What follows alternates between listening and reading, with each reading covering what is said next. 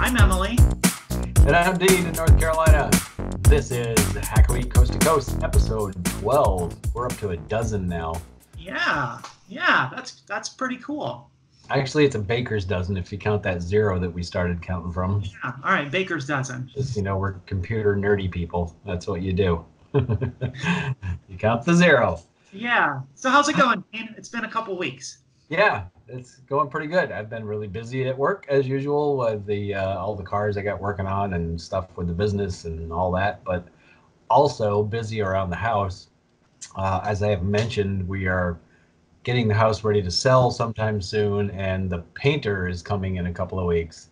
Dum, dum, dum. So it's all about getting stuff out of here, put stuff in storage. Moved a piano last weekend. Oh boy. And threw my back out in the process. Yay! That's a lot of fun, working in pain all day. It's not that bad, but it's annoying. It's like the spine beaver, I got this thing in my back. Once in a while I trigger it and it sucks when it happens. But got that out of here, got a bunch of stuff prepped, did a bunch of roof work this week, outside stuff. I still got a crap ton of stuff to do before we go on vacation next week. Vacation family reunion in the Adirondack Mountains. That sounds super nice. That's pretty much been the focus around here, is prepping for the painter guy to come, and then also part of that is packing stuff up that's eventually going to get moved. So we're pushing to maybe get this house on the market by the fall. So we'll see what happens. Awesome. Yeah. Well, I've been busy too, which is why we didn't have an episode last week. Usually we do these on Wednesdays, but so a lot of our listeners are probably familiar with Hackaday. Hackaday's parent organization, Supply Frame, they're local here to where I work, and they have the Supply Frame Design Lab, which is sort of like a community center where they host events. And last Wednesday, they had a modular synthesizer, I don't know what you'd call it, like modular synthesizer night. So they brought out like modular synthesizer artists to put on a show. And they had a workshop where you got to solder some things. I have them here, actually. Cool. Yeah, real simple, soldering project. This wasn't putting together any circuitry, right? But so for people who have done any kind of circuit bending, you might be familiar with the concept of touch points, where you include in your circuitry little spots you can touch to change the tone of the thing you've circuit bent. Well, these are the modular synthesizer version of that, and they're called all flash points, and there's nothing to them. It's just an 1/8 inch mono jack, and there is a PCB that's completely covered in I don't know, it's gold colored, so it's probably gold, right? I don't think they use brass. Yeah, it's gold plated. Yeah, so gold plated PCB that's electrically connected to the jack. So you make these things and then you stick them into your patch points on your synthesizer, and then you touch them, and then you can change the behavior of your synth. So they had a little soldering workshop where you got to make these. They had a modular synthesizer set up for people to play with, and it was pretty fun. And I think probably a lot of people know what modular synthesizers are, but for people that don't, they're synthesizers that come in modules. And so it's a hobby. You buy modules or you build modules, and you connect all your modules together, and you can basically connect as many as you want.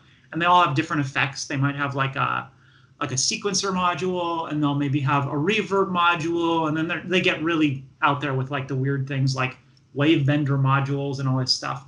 So I went. It was fun. And we were gonna reschedule this episode for Sunday, but then my friend Sean restarted his Hacker Barbecue thing that he does every month. He hadn't done it in 6 months, and he started doing it again.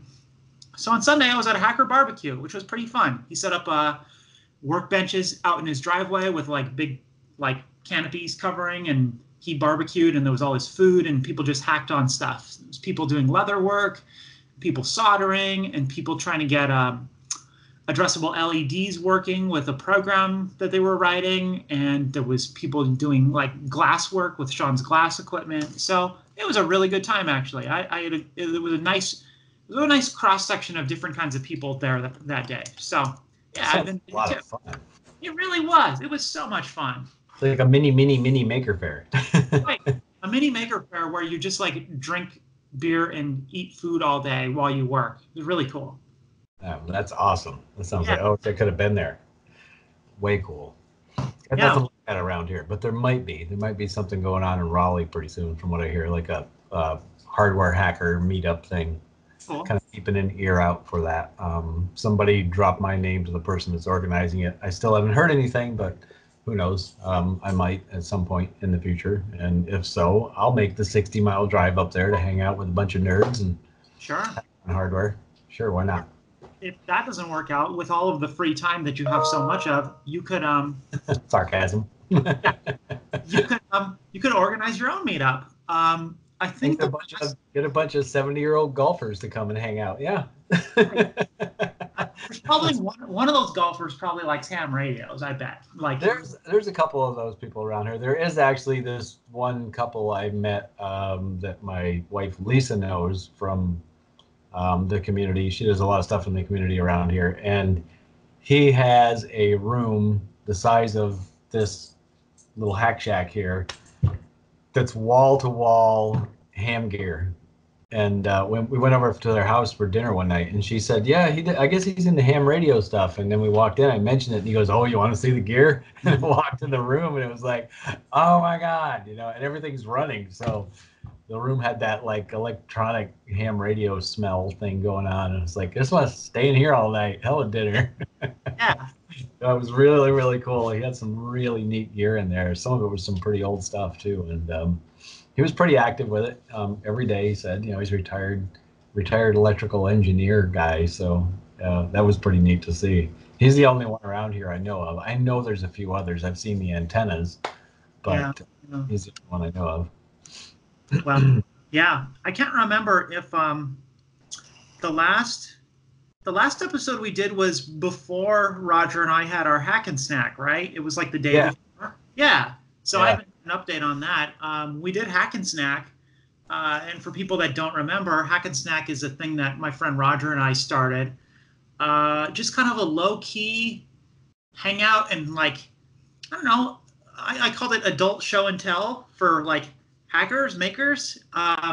We got a few tables at a pizza place, and we ordered some pizzas, and we ordered some beer, and we had people come and like bring their projects. And no one got to solder because we're in a restaurant, so there wasn't any like making, just hanging out and like cross-pollinating ideas and showing off what we worked on, and it went really well. That was the first meetup I've ever organized, and we had like 12 or 13 people show up, which was like a really pleasing turnout. And yeah, especially for a first time, that's pretty good. Yeah. Like I was super happy with that. Like I thought we were gonna get like 15 RSVPs and then like 3 people would show, but no, we had a really good turnout, and people like did a good job of like mixing with each other, because I was like people came in like groups of 2s and 3s, like in little drips and drabs. They came with their friend, and sometimes when that happens, you end up with like the 2 friends that come, they only talk to each other, and then the other group of like 2 people, they only talk to each other. But no, like people got to mixing really well. Geek Mom Projects on Twitter, she and her friend Amelia, they're both local out here to LA, and I shouldn't say local because they're on the other side of LA, which is like far from me. But like they got to talking to my friend Naomi and her partner about modular synthesizers and wearables, and like Geek Mom Projects and Amelia, like they didn't know anything about modular synthesizers, and Naomi and her partner didn't know anything about wearables, and they had a really good conversation going. And other people were working on like showing how to code to people who don't know how to code, and it was such a good time. And so I'm really happy that went well, and I'm looking forward to doing them again. That's cool. Congratulations on a good turnout. It'll be fun to see what happens in the future with that. Yeah. It's cool. It's kind of like that, the Bring a Hack thing we went to. Mm-hmm. Yeah, just like that, but like much smaller scale. Yeah. Neat. Yeah. So I watched a pretty cool episode of, a documentary the other night. A lot of people on Twitter have been watching it, and I didn't even know what it was. Just people like saying, "Oh, I just watched The Great Hack. It's awesome. You got to check it out. It's on Netflix." I'm like, "What's this?" So the other day I looked it up and I watched it, and it's about all of the shitstorm of Cambridge Analytica and the 2016 election and Facebook and manipulating data and all this stuff. And pretty much focuses on two people. One of them was suing Cambridge Analytica to get his data, and they wouldn't give it to him, as it turned out, which really sucks. I mean, it's your data, it's your life, and they've got a chunk of it, and they won't give it back to you. It's like, be nice to know what they know about you and what they have on you and what they're using to manipulate ads towards you, etc. And the other one was, I forgot her last name. Her first name's Brittany. She was basically a whistleblower about Cambridge Analytica and their practices. And it's a very enlightening documentary. And if you're on Facebook and you watch it, you will probably want to delete your Facebook account when you're done watching it.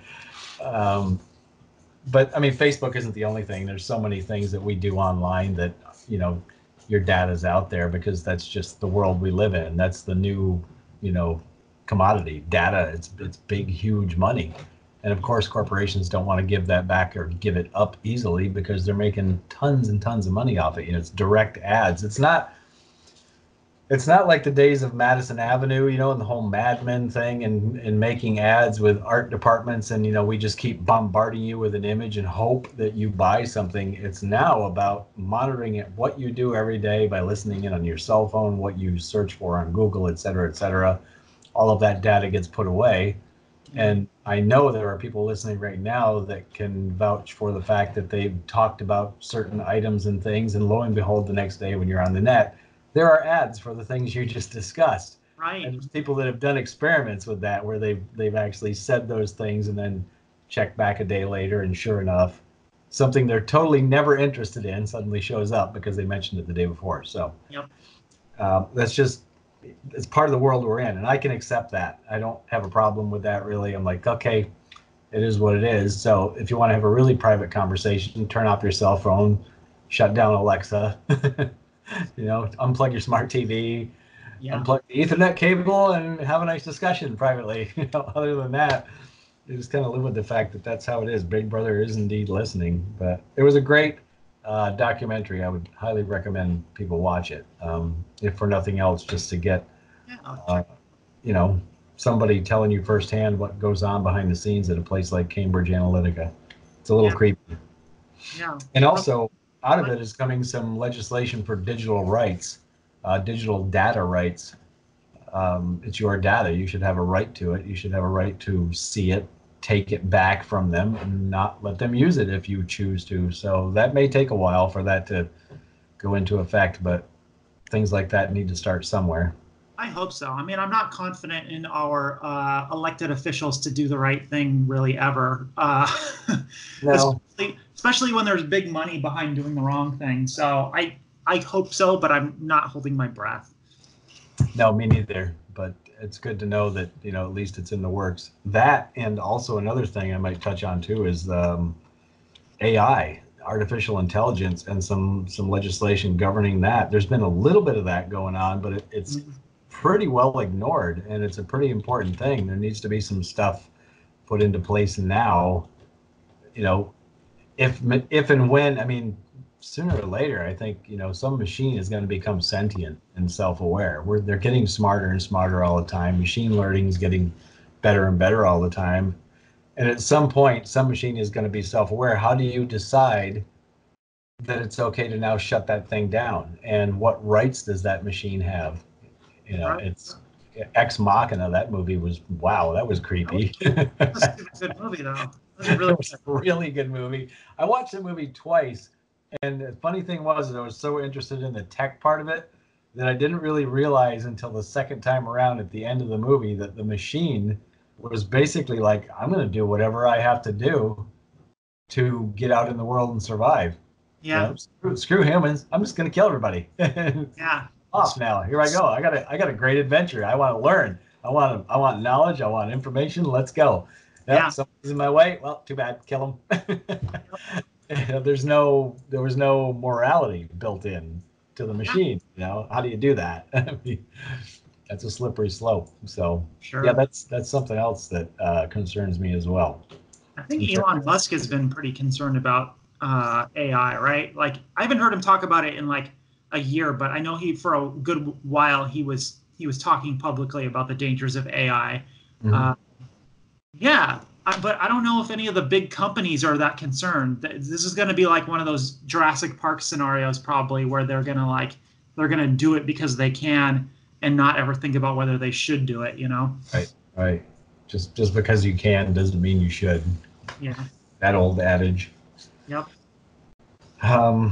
Well, on that note, I was listening to Making It podcast the other day, and they had this question they posed that thought it would be kind of fun to throw out here. It was interesting what their answers were, so it'd be kind of neat to see where we go with this. If you had, as a maker superpower, what would it be? It's really fun to think about, you know. And I'm sure our listeners right now are going, "Ooh, yeah." Can my superpower be that I just don't have to go to the hardware store to buy things? Because sure, so much time going to them, the right? hardware store to get stuff, and then I inevitably end up forgetting something. I get home and I'm like, oh crap, I forgot that one thing. Like maybe I had like one thing I really needed to go to the hardware store for, like one thing that was like pivotal, and then I get there and I'm like, oh, I need duct tape and I need some glue and I need some of those bolts. And then I get home and I bought all these things that I need, but not the one thing that I really needed that day. And then back to the hardware store I go. So how about I just like snap my fingers and like all the things I need for the project are right there. Or sounds like you basically just want teleportation powers. You just whoosh, whoosh, you're just there or you're here. Sure, but then it would be nice to not have to buy them. Make them appear out of thin air. Well, you just like randomly manifest stuff right there in front of you. Then you just Right. could be like your own little replicator. Yeah, there we go. But then I guess if you take that to the nines, you're not actually building it. You just wish for it, and there it is. Where's the fun in that? Yeah, but I would still build it. I mean, I could just like wish the thing into existence, but if I could, I would probably just like wish like some nice chunks of walnut into existence, so I don't have to go spend $100 at like the wood shop. You know, they're like, well, I don't want to make this thing out of walnut, but I don't want to spend all that money, so I can just poof, there's my walnut. Now I get my table saw out and get to work. Well, like every good superhero, you exercise restraint with your superpower. Oh yeah, I exercise restraint with my bringing stuff home as it is. Well, I think I would want like supervision, not like supervision like someone watching me, but super visual acuity. Like my eyes would be able to zoom in, like 1,000 times magnification if I wanted to while I'm working on something. Because in the last decade, my eyes, as I'm approaching the big 6-0, I'm having to keep reading glasses all over the freaking place. I can never have enough of them because that's what I need now to do up close work, and it's just a pain in the ass. And so, of course, I would love to be able to do without those, and not only do without them, but be able to magnify things, to look at very, very small parts on a circuit board or something I'm working on, and also zoom in on it. From 5 feet away, I could zoom in and at will. That would be awesome. So that's a good one. And if this was one of those like you get a wish from a cursed monkey's paw kind of scenarios, for sure you'd say like I want supervision, and then it would just give you a supervisor that like you can never get. There's like a movie I saw in the 70s where there was like this monkey's paw thing, and some lady got like the wish, and she wished her husband back. Exactly as he was. I forgot how she put it, but she wanted him back exactly as he was forever. She said the words forever. And for some reason, the way he came back was the way he was when he was in the coffin with embalming fluid in him. Oh, God. And so then she starts trying to chop him up, and all of his parts are wriggling around the floor. And the movie freaked me out. It was the original Tales from the Crypt. Okay. Original back in the 70s. That movie freaked me to hell out. I couldn't sleep for nights. That's kind of like the plot of Pet Sematary. I don't know if you've ever read that. Yeah. But they're doing a movie of it, and yeah, so that's coming out sometime. I don't know when, but like if people haven't read Pet Sematary, it's a cemetery, and like because it's Stephen King. There's a curse. There's something supernatural, and you can bring back your like dead pets with some sort of ritual. But then they come back and there's something wrong with them because they've been to the other side. But this guy ends up like his daughter, I think it's his daughter, gets killed. Like she gets hit by a car, and like he does the ritual to bring her back, like even though he's been warned not to, and like bad things happen because she ain't right. right, exactly. Yeah, the movie that came out in the 80s was like there was a little boy and he came back like wanting to like eat everybody or something. It was really weird. Yeah. And then the Ramones actually did a song for that. Oh, movie. did they? Yeah. I don't want to be buried in a pet cemetery. I don't want to live my life again. It was a great song. The Ramones. That's one I haven't heard before. I'm gonna have to listen to that when I go to the gym later. That's a good one, yeah. Yeah. It's a great song. And of course, it's the Ramones. They didn't do anything bad. They're awesome. Right, right. So I've been doing a ton of 3D printing here lately. I've got how many parts? I got 14 of 17 different parts that you have to 3D print for the Soppy robot, but my Soppy robot is 66.6%. Yeah. Do I see a wheel from it behind you? Is there one of the wheels on the shelf back there? Yeah, Is that that was a sample I did in red before I decided to not make him satanic. Okay. So I've got a couple of the black wheels done. Cool. And actually, for the people who are watching this, there's what I've got printed so far. Awesome. Bunch of parts. They're coming out really nice, actually. But the time that they take is incredible. I mean, some of these things are like 5 hours for this. Yeah. Here, and some of them are 8 hours, and I've got to do 4 of those, so it adds up. It's going to be a total of probably 130 or 140 hours worth of printing by the time it's all done. Yeah. But it's coming along, and once I get all the pieces done, then I can start putting it together and figure out what kind of motors I'm going to use, servos, and all that stuff. But I'm pretty excited about doing this one. It'll probably end up taking me long enough that it'll be into the winter time, I'm thinking, before it's actually operational. But I had an idea. You and I discussed this before about treads, some kind of grippy thing on the wheels because it's kind of slippery. Yeah. You've seen that tape? The guy that does those commercials where he slaps that tape on a leak on the water. Yeah, that stuff, you can buy that as a roll. Yeah. And so it's really rubbery. It's like Silkstone, right? I need to try wrapping it around the wheels and see how it works. The downside of it might actually pick up debris, might stick to it too much. But I'll have to give that a try. So. Which another option, and this was when like the SGV hack group I attend built our first rover. It didn't have 3D printed wheels. Well, the hubs were 3D printed, but like, RC cars have rubber wheels, and like you can get them pretty cheap online, or tires rather. So like another option is always just like design a hub to fit a rubber tire meant for an RC car, and then just like print your hubs and then stick rubber tires on. Yeah. Well, speaking of 3D printing, I did a little mini project the other day. It's this thing. I don't know if you saw this thing, Dean. That's cool. Yeah. So people probably know we had a big earthquake out here in California. 2 of them, actually, about a month ago. It was July 4th and July 5th. Not any like major damage anywhere. I mean, there was a bit of damage out in the desert where it happened. There's like 2 towns out there. There's Trona, and then there's Ridgecrest. And there was a bit of damage in both of those, but nothing like really serious. I think only one person was killed in the earthquake, and it was a really random thing. Like he was out in the desert in Nevada, and he lived in like a very remote area, kind of in his own encampment, and he was working on his Jeep at the time of the earthquake, and he was under the Jeep, and the Jeep fell off its jacks, which like sucks. It killed him. But oh man, for a big earthquake, it was a 7.1. Like, there was surprisingly little damage. But in any case, the data editor for the LA Times, he collected the USGS data, like the intensity of the shaking data, and he plotted it out like in 3 dimensions. So if you looked at it straight overhead, this would be like the map. but he plotted it out. So like the intensity, like right here at the top of the peak, this is the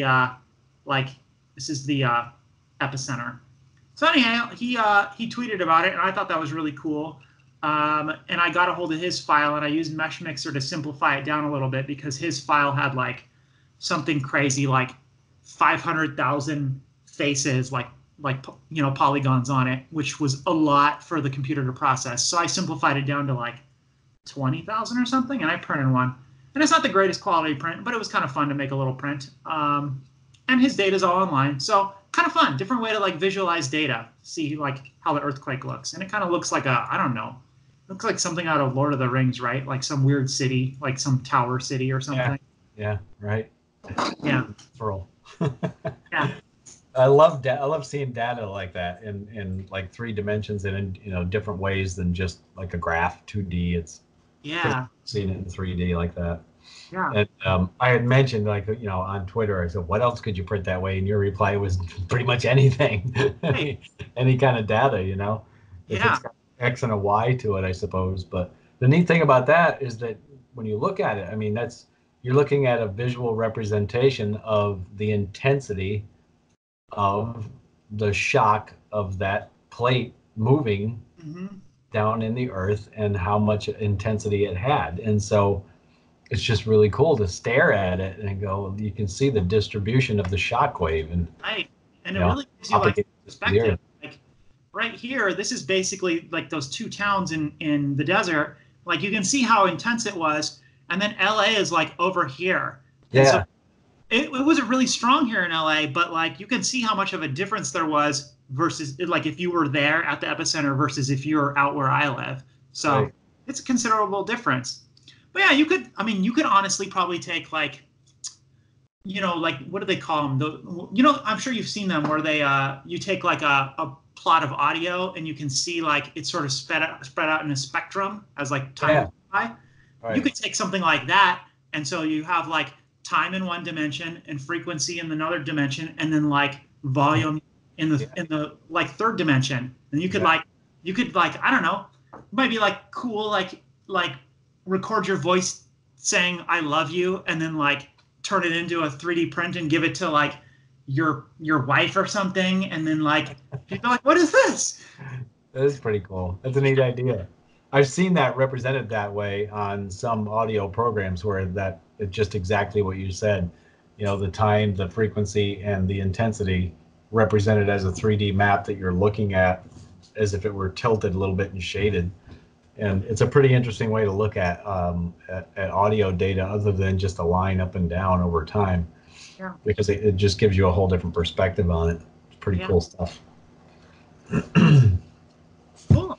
So you've been working on your Soppy Junior, and what else you got going on? Well, the other day I was, we drink a lot of Pellegrino around here. I love bubbly water and recycle everything.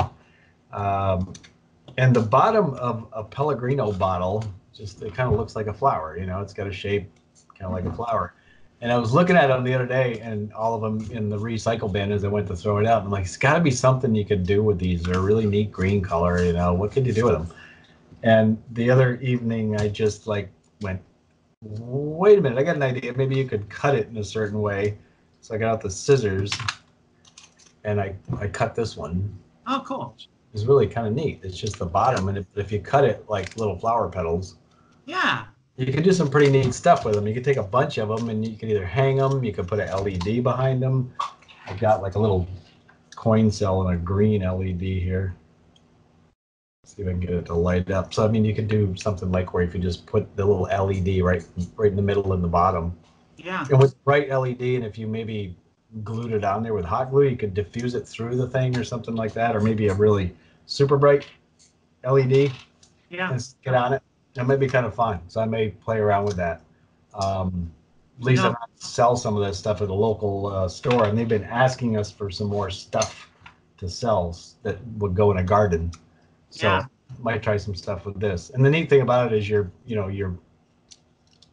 upcycling something that would get thrown in the trash or recycled, but still it's turning it back into some cool thing to look at. What might be fun is to like kind of arrange them in a bouquet, And Yeah. then get your, like, if you drilled a little hole, you wouldn't get the diffusion, but if you drilled a little like 5 millimeter hole in the center of it and stuck your LED through and like glued it, it would sort of look like I think it's called the stamen, right? Some Yeah. center of the flowers is the stamen. Right. And if you did a bunch of those, like arrange them in a bouquet, but then you could make them like a little solar powered garden light, right? Like use some like solar panels so they come on at night, and then you'd have like a little glowing flower bouquet out there. That would be cool. That's Yeah. Yeah. Yeah. I might do that. It would be a fun little YouTube video. It wouldn't take too much to put it all together either. Yeah. I've got a crap ton of Pellegrino bottles around, so it'd be something to do with them. I've been thinking about that for a long time. It's like there's got to be some neat thing to do with these pretty green plastic bottles. Yeah. And you know what else might be fun? It looks like those things would kind of stack on each other, right? Like, yeah. So it might be kind of cool to make like a chain of them. Like if you put one and then put a little bead and then another one, so they didn't like completely squish down to each other. Yeah. So there's like spaced a little bit. But if you drilled holes through them in like the same spot through all of them, and then you stack them, then you basically get a channel all the way through, right? Yep. And then you could put like a string of LEDs into that channel, maybe like green LEDs, and so then light up your chain like from the middle, and then I don't know, hang it somewhere, like hang it. Cool. Yeah. And then spinning off from that idea, you could also put these maybe 4 inches apart on a little chain and hang them from your rain gutter, and the water would come off from them. Yeah, that'd be fun. And light them with waterproof LEDs. Yeah. I love brainstorming. It's fun. Yeah, it is fun. Yeah. Well, that's the cool thing you guys were doing at your little hack and snack. Yeah, and at the barbecue on Sunday, which was the barbecue sounds like it was great. Food and it was really fun. Yeah. I'm like really grateful to him that he put that together. Because I got to meet some people I wouldn't have met otherwise, and like there's some really like talented, smart people out there that like, you know, I probably would not have met like the women doing leather working. You know, they don't come to Hack and Snack because like, right, you know, it's not local to them and it's not something that they like would have thought to show up for. But you know, I got to see them doing leather work, which was really cool. There's like I mean, you never know what skills people have, you know. And some of my customers at my auto service business, the other day, there's this one guy did some work on his BMW Z3, and I knew he was into computers. He works doing IT and computer stuff, and he's a consultant, and he's been doing this since back in the days of DOS, you know, and like the 8088 processor and stuff. And the other day we just started, you know, talking shop, just like talking stories. I told him about the Vic that you found. Oh yeah. How much was that thing?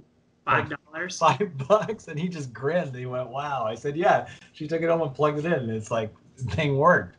Yeah. And then we started talking about, you know, old computers, and I told him about the TRS-80 I found for $50, sold it on eBay for $500, and he said he used to work here for Ingersoll Rand.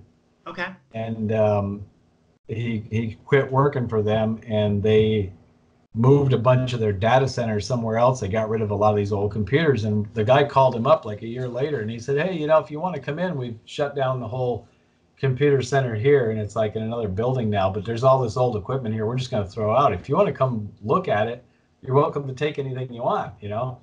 So he grabbed a couple old 286 machines and maybe a couple of old 83, 86 machines, and then he got a tape drive. Nice. And he figured, well, if I got a drive, I might as well grab a couple tapes to go with it. So he grabbed a couple of tapes that went with it. And then just in his spare time over the next year or so, he got it all up and running one day. And he goes, "I wonder what's on the tapes." It was all of their original drawings for all of the products they make. Wow, that's It was a backup of all of the technical drawings for every single one of their products, which is hilarious. Awesome. Awesome. Like, yeah, awesome corporate data that he took. Yeah. Know it. And the funny thing is they didn't even know it either. They're just like, "Yeah, this is all junk. Yeah, let's get rid of it." So that was pretty neat. I had fun chatting with him for about 15 minutes. He finally left. I said, "Hey man, nice chatting with you. Always fun to chat with a computer nerd." And he laughed. I told him about IT Crowd too. He'd never seen that. Yeah, I've never watched that either. That's a great show. It's hilarious. And I know there's probably a few listeners that right now are going, oh yeah, that's good. If you haven't checked it out, it's on Netflix, The IT Crowd. It's really good. Okay. If you understand computers, the jokes will make a lot more sense. So Yeah. that's Yeah. all I can tell you. Cool. Any life hacks going on in your world lately? Things that saved the day?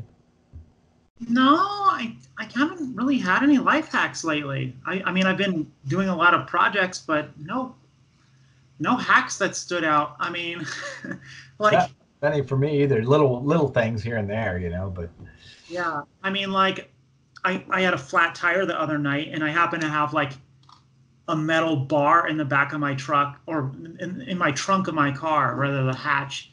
Like, it's not much of a hack, but I needed some leverage on like turning the wrench to loosen the lug nuts, and luckily had a metal bar back there, but that's not much of a life hack, so that's about well, it. it's good use of leverage. Yeah. I had a cable on like an old Austin Healey today that is a choke cable, and it's basically just a bicycle cable, but I didn't have one handy, but I had cable on hand, and I had some electrical barrel crimps, the ones that are for like 16 gauge wire, the little red ones. And so I pulled the center part out and crimped that on the end for a ferrule for the cable. Yeah. Basically made my own cable, fit right into the spot where the old one went. So simple life hack. Yeah. It's funny, every day you do this little problem solving stuff and you just think nothing of it. Just Right. probably a dozen that happen every week, and you just go, yeah, whatever. It's just Right. Right. just dealing with my day as it comes at me, kind Yeah. of a thing. Get any new project ideas brewing? Oh, I mean, yes, always. Yeah. Yeah, I've been up to a lot of things. I think I've mentioned before that I was working with the Mozzie library for Arduino, and I got my Raccoon Skull synthesizer done. But I had that synthesizer started out as like a different project in that I wanted to build a synthesizer that was essentially a pendulum, right? But not just a pendulum like on a clock, but a pendulum that's on a gimbal so it can swing in 2 dimensions. Um, and I originally started with the idea was to use an analog joystick with its two potentiometers that are offset 90 degrees to each other, and as the pendulum swings, it changes the position of the potentiometers, and so the output of the synthesizer changes.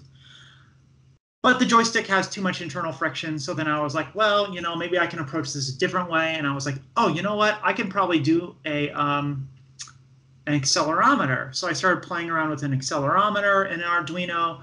But my accelerometer was a digital accelerometer that needs to talk via I2C to the Arduino.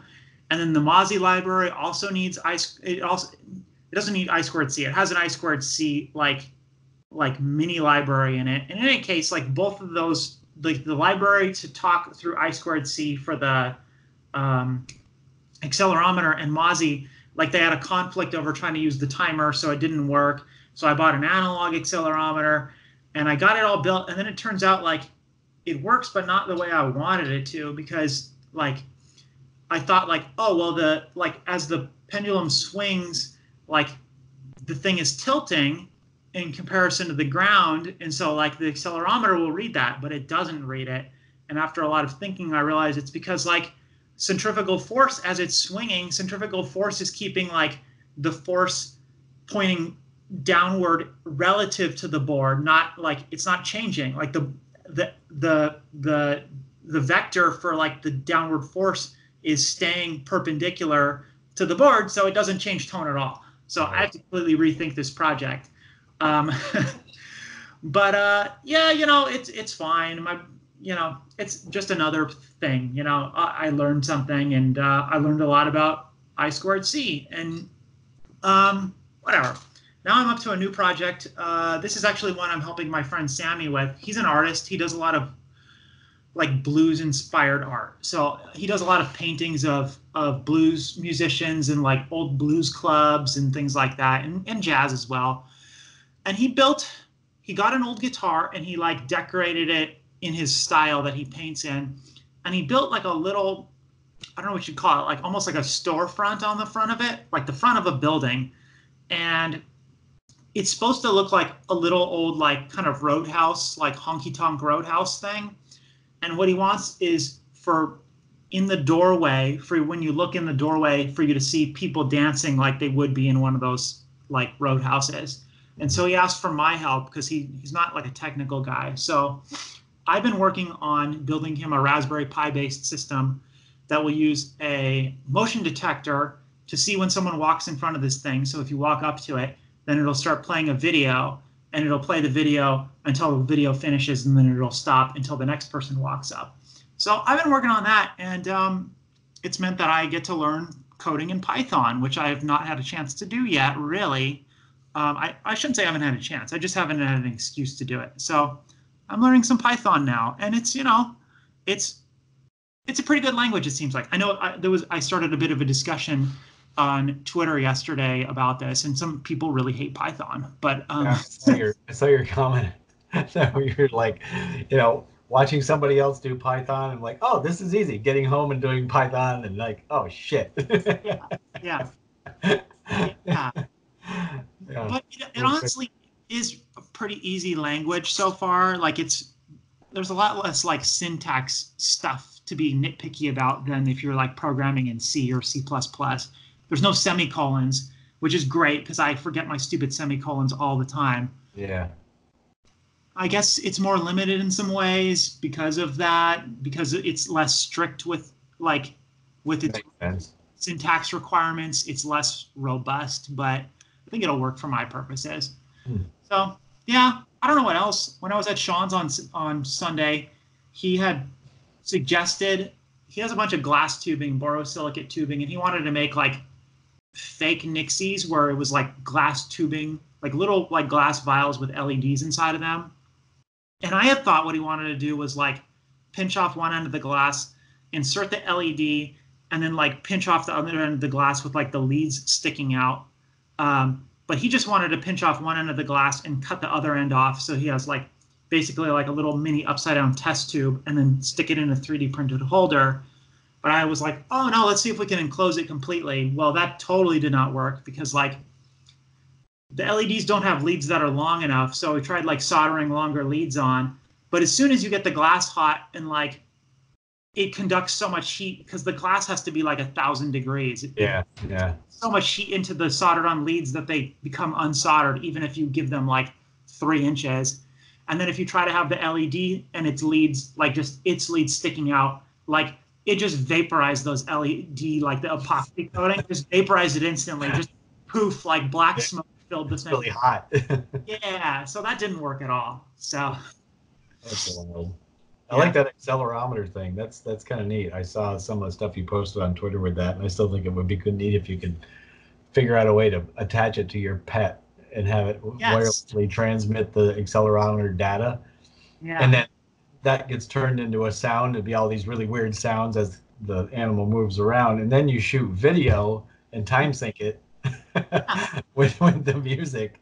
It would kind of be, especially with like this one crazy dog I have that loves to just play fetch and runs around at rocket speeds to fetch the ball. It would be hilarious.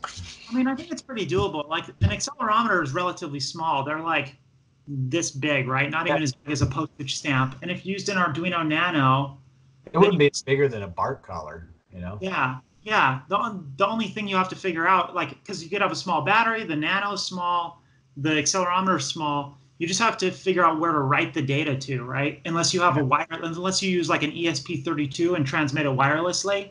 Right. If it's used in Arduino, you just have to write the data somewhere so that you have it when it's done. And I think that you can write to an SD card using a Nano or using any Arduino. I think you can do it. I just don't know. Just use the SD card, sure. Yeah. So that'd be kind of fun. That would be cool. Yeah. That accelerometer thing, what if you were to, instead of just letting it swing back and forth, what if you were to articulate, when it gets to the end of an arc, it actually is changing its position relative to the Earth. So in other words, instead of being like horizontal, it switches to vertical or something like that. I wonder if that would make it change pitch. Yeah, maybe. Yeah. So if it's dead center, it would just be like horizontal, and if it goes anywhere left, right, forward, backward, it tilts. It would take a couple of, couple of strings or a couple of mechanisms of wire or something, I suppose, to do something like that. Yeah.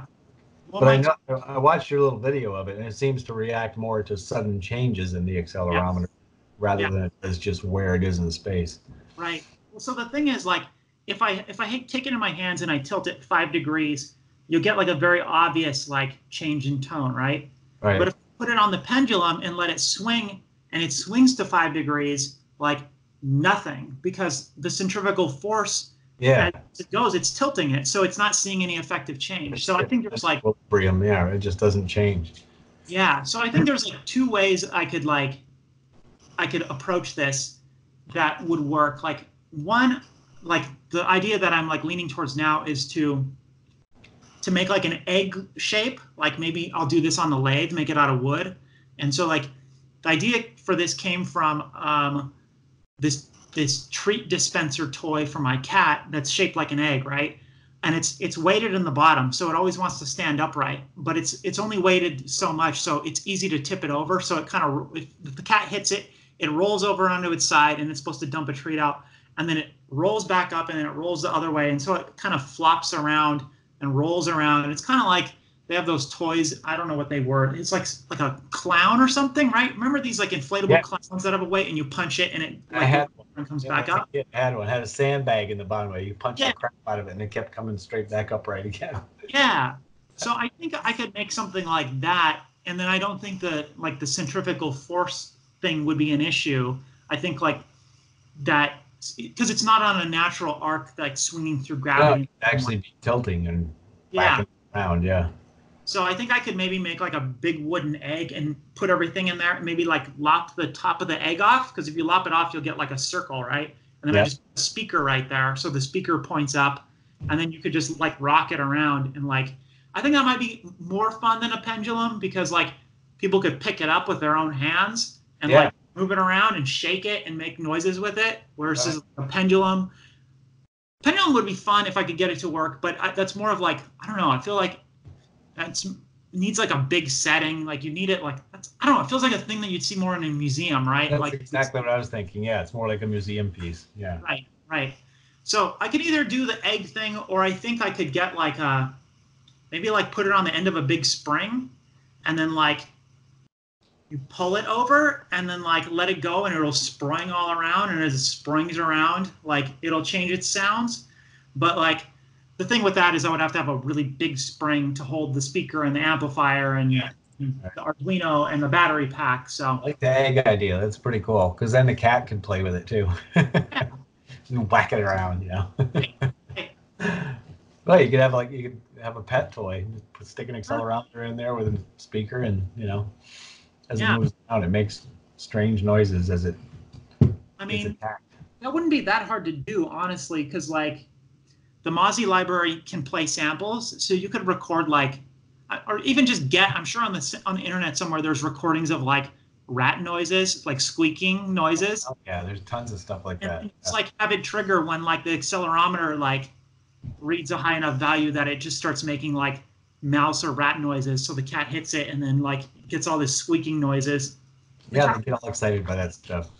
Yeah. I got an iPad Air, and I've got 2 cat toy apps on it, and one of them is fish, and when they touch it, it makes like a splashing water sound. And another one is mice, and when they whack the mice, they go ee, ee, ee, ee, like these weird noises. And the more that you whack the mouse, it goes to the next level, and they move a little bit faster. They move around differently.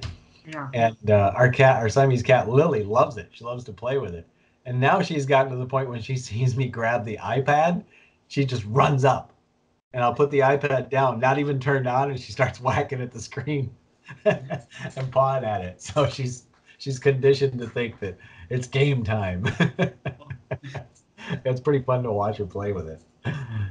There's some really cool cat toy apps for the iPad out there. Yeah, and the whatever store it is. I guess the iTunes store. I don't know. Yeah. Sometimes I just like open my laptop and put it on one of those YouTube channels that's like cat entertainment, and it.